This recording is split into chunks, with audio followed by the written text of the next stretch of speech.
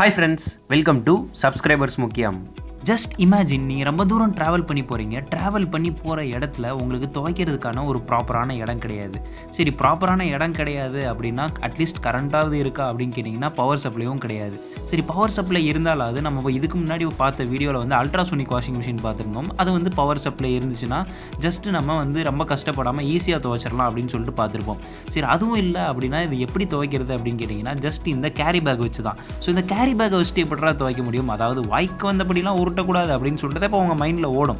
ஆனால் இந்த கேரி பேக்கை வச்சு எப்படி துவைக்கிறது அப்படின்னு பார்த்தீங்கன்னா இந்த கேரி பேக்குள்ளே நிறையா சின்ன சின்ன ஃப்ளெக்சிபிள் ஸ்க்ரப்பர்ஸ் இருக்கும்.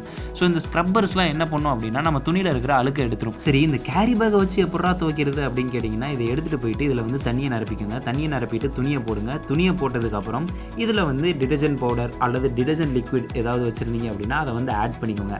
ஆட் பண்ணிவிட்டு இதுக்கு மேலே பெல்ட் இருக்கும், அதை வந்து ரோல் பண்ணிவிட்டு அந்த பெல்ட்டை டைட் பண்ணி க்ளோஸ் பண்ணிடுங்க. க்ளோஸ் பண்ணிவிட்டு இந்த கேரி பேக்கை ஜஸ்ட் நீங்கள் இந்த மாதிரி அழுத்துனீங்க அப்படின்னாலே போதும். 3 to 4 மினிட்ஸ்க்கு இந்த மாதிரி அழுத்துனீங்க அப்படின்னாலே இதில் இருக்கிற அழுக்கு எல்லாமே போயிடும். அதுக்கப்புறம் நீங்கள் என்ன பண்ணணும் அப்படின்னா அதை எடுத்துகிட்டு போயிட்டு எக்ஸஸ் வாட்டர் ரிமூவ் பண்ணிவிட்டு காய போட்டிங்க அப்படின்னா வேலை முடிஞ்சிருச்சு.